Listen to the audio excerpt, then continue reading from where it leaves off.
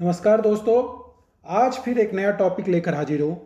आज का टॉपिक है facts about reserve bank of India. Reserve bank of India से संबंधित प्रश्न प्रत्येक प्रमोशन एग्जाम में पूछे जाते हैं, चाहे वो 0 to 1 हो, चाहे 1 to 2 हो, चाहे 2 to 3 हो। इस कुछ ऐसे अनछुए फैक्ट हैं जो कि एग्जाम में जब पूछे जाते हैं तो हमें एक अलग ही लगता है। इस वीडियो में मैं आरबीआई से रिलेटेड लगभग सारे फैक्ट को आपको बताऊंगा जो कि एग्जाम के लिए भी इंपॉर्टेंट है और उसके बारे में हमें नॉलेज भी होना चाहिए। तो चलते हैं फैक्ट्स की ओर। 1926 में जॉन हिल्टन यंग कमीशन के रिकमेंडेशन पर रिजर्व बैंक ऑफ इंडिया का इस्टेब्लिशमेंट किया गया था। 6 मार्च 1934 को reserve bank of India act पास किया गया, जिसके तहत ये पूरे ऑल ओवर इंडिया में लागू हुआ और जिसमें ये चीज़ दिया गया कि इसका फॉर्मेशन कैसे होगा, इसका मैनेजमेंट कैसे होगा, इसका फंक्शन क्या होगा और रिजर्व बैंक ऑफ इंडिया के क्या पावर होंगे। 1 अप्रैल 1935 से रिजर्व बैंक ऑफ इंडिया ने अपना ऑपरेशन कमेंस्ड किया। शेयर कैपिटल जो है उस समय प्राइवेट होल्डर के पास हुआ करता था। जिस समय स्टेब्लिश किया गया उस समय शेयर होल्डर जो था वो प्राइवेट शेयर होल्डर के पास हुआ करता था। 1949 1 जनवरी 1949 को बैंक को नेशनलाइज किया गया और इंटायर शेयर कैपिटल जो था बैंक का वो गवर्नमेंट ऑफ इंडिया को ट्रांसफर किया गया। इनिशियल कैपिटल जो रिजर्व बैंक ऑफ इंडिया का था वो सिर्फ 5 करोड़ था। आरबीआई का जो है एक सेंट्रल ऑफिस है जो कि मुंबई में है और 28 रीजनल ऑफिस है। आपको याद रखना है कि सेंट्रल ऑफिस एक ही है जबकि 28 रीजनल ऑफिस है। रिजर्व बैंक ऑफ इंडिया में मैक्सिमम 20 डायरेक्टर हो सकते हैं, जिसमें कि एक गवर्नर, 4 डिप्टी गवर्नर और 15 अदर डायरेक्टर होते हैं। ये जो है ये आरबीआई का मैनेजमेंट होता है। मैनेजमेंट ऑफ द बैंक के संदर्भ में आप ये कह सकते हैं कि मैक्सिमम 20 डायरेक्टर हो सकते हैं, जिसमें कि एक गवर्नर होगा, 4 डिप्टी गवर्नर होगा और 15 अदर डायरेक्टर होंगे। सर ऑसबॉर्न स्मिथ वो जो आरबीआई के फर्स्ट गवर्नर थे, सर ऑसबॉर्न स्मिथ आरबीआई के फर्स्ट गवर्नर थे, जबकि श्री सीडी देशमुख हमारे फर्स्ट इंडियन गवर्नर थे जो आरबीआई के थे। इसके बाद आपको यह भी जानना है कि it is central bank of the country not liable to pay any income tax. मतलब रिजर्व बैंक ऑफ इंडिया कोई भी इनकम टैक्स पेमेंट नहीं कर सकता है और ये कभी भी प्रॉफिट के लिए ऑपरेट नहीं किए जाते हैं। अब हम देखेंगे कि आरबीआई के फंक्शन क्या है और फंक्शन को यदि हम कहें तो ये आरबीआई किस प्रकार से फंक्शन करता है, किस किस डायरेक्शन के हिसाब से फंक्शन करता है। तो इसमें सबसे पहला है कि आरबीआई एक्ट 1934 जो है उसने आरबीआई को इंपावर किया है कि वो एक्ट करेगा एज ए सेंट्रल बैंक, मतलब देश का सेंट्रल बैंक होगा और वो ऑल सेंट्रल बैंकिंग फंक्शन जो है वो आरबीआई परफॉर्म करेगा। ये आरबीआई को ये पावर देता है आरबीआई एक्ट 1934 के हिसाब से। दूसरा जो हमारा है वो है बीआर एक्ट 1949 जो कि आरबीआई को इंपावर करता है to act as a supervisor and regulator of banking system of the country. This act provides vast power to the RBI to control and functioning of the bank. इसका मतलब क्या है कि जो बैंक के रेगुलेशन का पावर है, जो बैंक के सुपरवाइजिंग का पावर है, वो reserve bank of India act नहीं देता है, वो BR act 1949 banking regulation act 1949 RBI को देता है। तीसरा फंक्शन जो है जो रिसेंटली 2006 में पास किए गए जो कि पास एक्ट, मतलब क्या है, payment and settlement system act 2006 है, जो कि आरबीआई को इंपावर करता है कि वो payment and settlement system of the country को रेगुलेट करे, जिसके तहत आपने एनपीसीआई को देखा होगा। तो इसके भी रेगुलेटर ये जो पास एक्ट है पेमेंट एंड सेटलमेंट एक्ट 2006 के तहत आरबीआई को ये पावर दिए गए। नेक्स्ट फंक्शन जो है वो है FEMA act, foreign exchange management act 1999, जो ऑथराइज करता है आरबीआई को to act as a regulator and supervisor and control of foreign exchange. तो ये 4 फंक्शन जो है ये आपको इससे मालूम हुआ होगा कि ये 4 function reserve bank of India को 4 एक्ट के तहत दिए गए हैं। अभी आरबीआई के कुछ अदर फंक्शन हैं जिसमें कि पहला है बैंकर्स टू गवर्नमेंट। इसका मतलब क्या है कि reserve bank of India act के सेक्शन 20 के तहत RBI has to act as a banker to the government of India. इसके अलावा issuance and distribution of currency का भी राइट सिर्फ और सिर्फ रिजर्व बैंक ऑफ इंडिया को है। मतलब यह है कि सेक्शन 22 के तहत reserve bank of India sole right रखता है बैंक नोट इशू करने के लिए। सेक्शन 22 के तहत RBI has the sole right to issue bank note. These are currency notes issued by the Reserve Bank of India and signature on that note will be of Governor of RBI। अब section 22 में इसको right दिया गया issue करने का। Section 24 ये कहता है कि आरबीआई डिफरेंट डिनोमिनेशन के नोट जो कि reserve bank of India decide करता है गवर्नमेंट के कंसल्टेशन के हिसाब से इशू कर सकता है, जिसमें कि मिनिमम डिनोमिनेशन जो है वो 2 रुपये का होगा और मैक्सिमम डिनोमिनेशन जो है वो 10,000 का होगा। एट प्रेजेंट मतलब notes of denomination 5,000 and 10,000 are not in circulation. मतलब क्या है कि 5,000 और 10,000 के नोट अभी सर्कुलेशन में नहीं है, थाउजेंड्स के नोट भी अभी सर्कुलेशन में नहीं है, जबकि 2 से लेकर 10,000 तक के किसी भी डिनोमिनेशन का note reserve bank of India section 24 के तहत राइट रखता है इशू करने के लिए। अब इसके बाद नेक्स्ट आता है बैंकर्स बैंक। बैंकर्स के बैंक का मतलब क्या है कि ये सारे बैंकों को भी जब पैसे की जरूरत होती है, चाहे वो ये रेपो रेट के थ्रू हो या रिवर्स रेपो रेट के थ्रू वहां से बैंकिंग सिस्टम से लेना, तो वो बैंकर्स का भी बैंक है।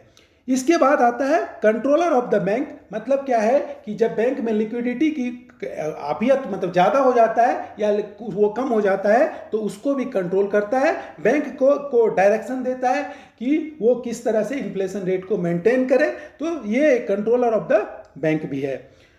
कंट्रोलर ऑफ क्रेडिट भी है। मतलब क्या है कि जो क्रेडिट पॉलिसी होती है, जो कि हर बैंक को ये ऑथराइज किया गया है रिजर्व बैंक ऑफ इंडिया के द्वारा कि वो एक bank board approved loan policy जारी करे और वो क्रेडिट को भी कंट्रोल करता है। जहां लिक्विडिटी को कम जहां पर की क्रेडिट की कमी होती है तो वो मार्केट में उसको डायरेक्शन देके इन्फ्यूज भी करवाता है। नेक्स्ट आता है इट रेगुलेट स्टैट्यूटरी रिजर्व। मतलब इसको प्रोटेक्शन करने के लिए रिजर्व बैंक ऑफ इंडिया जैसे सीआरआर के रूप में कुछ पैसा रखवाता है बैंक से, ताकि जो कंपल्सन होता है स्टैट्यूटरी जो रिजर्व होते हैं वो उसको रखता है। इसके अलावा जो है वो एनबीएफसी को भी रेगुलेट करता है कि एनबीएफसी को भी यदि कोई रिक्वायरमेंट होती है, एनबीएफसी के जो डायरेक्शंस होते हैं उसके हिसाब से भी रिजर्व बैंक ऑफ इंडिया उसको डायरेक्शन देती है।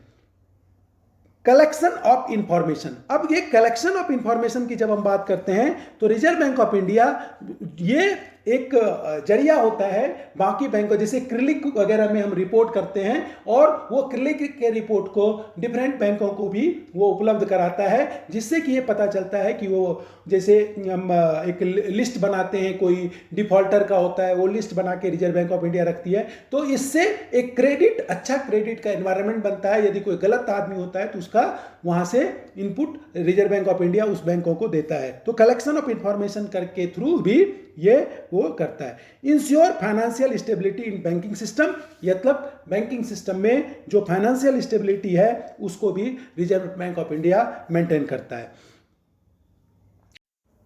हमारा अगला है issue and distribution of currency. इसके संदर्भ में बहुत सारे प्रश्न आते हैं। तो सबसे पहला क्या है, प्रिंटिंग ऑफ करेंसी।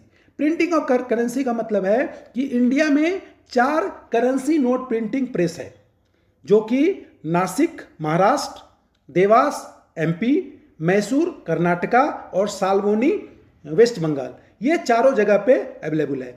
अब ये नासिक और देवास का जो है ये security printing and minting corporation of India के द्वारा, जो गवर्नमेंट ऑफ इंडिया का अंडरटेकिंग है, उसके द्वारा रेगुलेट किए जाते हैं। जबकि जो मैसूर और साल्बोनी का है वो भारतीय रिजर्व बैंक मुद्रल लिमिटेड, जो कि सब्सिडियरी है रिजर्व बैंक ऑफ इंडिया का, उसके द्वारा मेंटेन किए जाते हैं।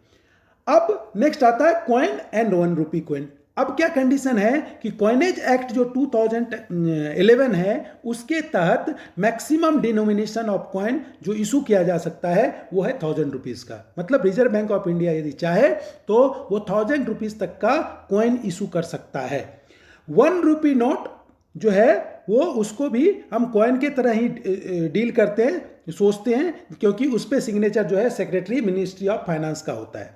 अभी प्रेजेंट में जो मिनिमम प्रचलन है वो 50 पैसे का सिक्का है और कॉइन जो मिंट किए जाते हैं वो कोलकाता के अलीपुर, नोएडा यूपी, मुंबई के मिंट स्ट्रीट और हैदराबाद में सैफाबाद या चेरापल्ली एक जगह है जो कि गवर्नमेंट ऑफ इंडिया का टोटल ऑन्ड है, वहीं पर ये कॉइन मिंट किए जाते हैं।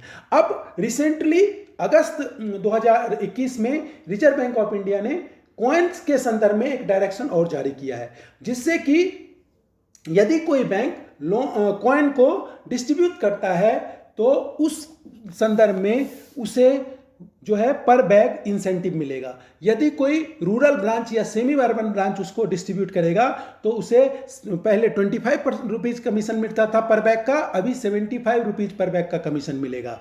इसके साथ ही जो अर्बन और मेट्रो ब्रांचेज हैं उसके लिए ये 65 रुपीज़ का कमीशन मिलेगा एक बैग डिस्ट्रीब्यूट करने के बाद। तो इसको प्रोत्साहन देने के लिए reserve bank of India time to time ये चीज़ें चेंज करती है।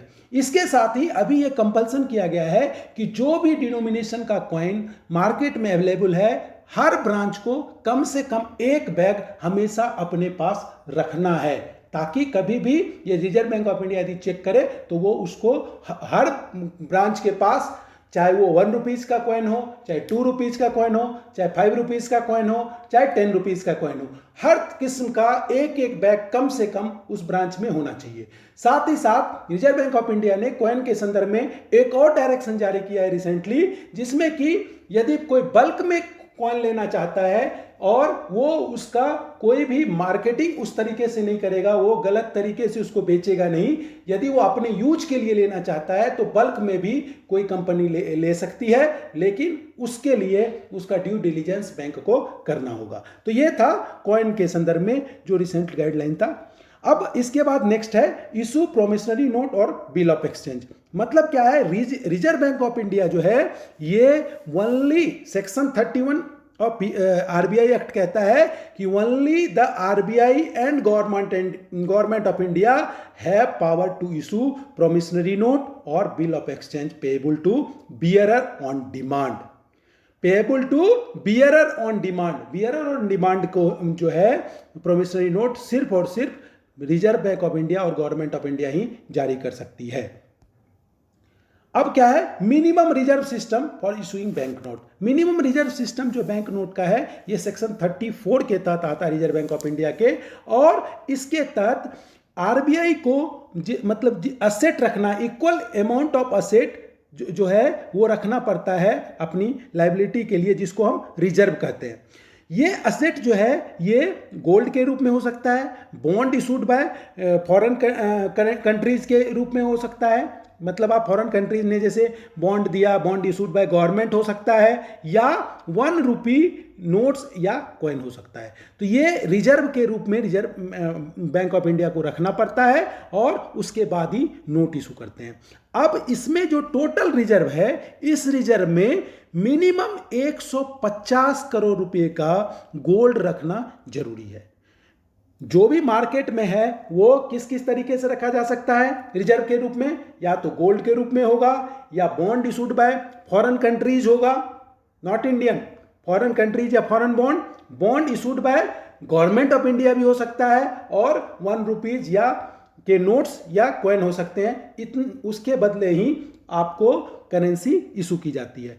अब इस करेंसी में से जो टोटल रिजर्व है उस रिजर्व में 150 करोड़ रुपए का कम से कम गोल्ड होना चाहिए, और गोल्ड और फॉरेन सिक्योरिटीज यदि दोनों को मिला दिया जाता है तो मिनिमम 200 करोड़ होना ही चाहिए। मतलब टोटल में 200 करोड़ आपको गोल्ड और फॉरेन सिक्योरिटीज आपके पास होना चाहिए, तभी आप ये करेंसी इशू कर सकते हैं। ठीक है। अब इसके बाद नेक्स्ट आता है distribution of currency. Issue department of reserve bank of India जो है यही रिस्पॉन्सिबल है proper distribution of currency notes and coins के लिए। इसके लिए क्या किए जाते हैं कि ये जब भी करेंसी दी जाती है करेंसी चेस्ट को, तो करेंसी चेस्ट 8 रुपीज पर पैकेट 100 पीस के लिए cash receipt non chest branch से कलेक्ट कर सकता है। तो डिस्ट्रीब्यूशन का राइट इन्हीं को दिया गया है और बैंक इसको करेंसी चेस्ट के थ्रू करते हैं। अब क्या है विड्रॉल ऑफ करेंसी नोट्स, मतलब क्या है कि RBI can withdraw currency notes of any denomination of any series any time. जैसे कि 2014 में रिजर्व बैंक ऑफ इंडिया ने currency note of series prior to 2005 का वापस लिया था।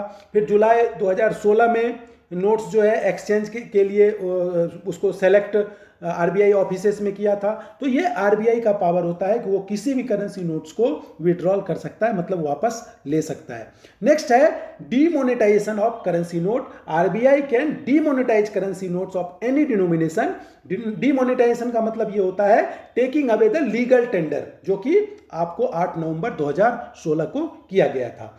RBI demonetise currency notes of 1000, 5000 and 10,000। Demonetisation जो है ये क्यों किए जाते हैं? क्योंकि जब ब्लैक मनी कैश के रूप में कहीं ज़्यादा पड़ा रहता है या काउंटरफिट नोट ज़्यादा सर्कुलेशन में होते हैं या कोई टैक्स इवेजन करता है तो उस समय डिमोनेटाइजेशन किए जाते हैं, जो कि 8 नवंबर 2016 को हमारे यहाँ पे किया गया था। 500 और 1000 के नोट विड्रॉ किए गए थे। नेक्स्ट आता है exchange of soil note. Section 27 के तहत RBI is required to not to reissue currency note which are torn, defaced, excessively soiled। मतलब जो नॉन इश्यूएबल नोट्स हैं उसको आरबीआई कहता है सेक्शन 27 के तहत कि उसको दोबारा हम रीइशू नहीं करेंगे। और ये था हमारा रिजर्व बैंक ऑफ इंडिया से संबंधित कुछ पॉइंट्स जो कि मैंने आपको डिस्कस किया।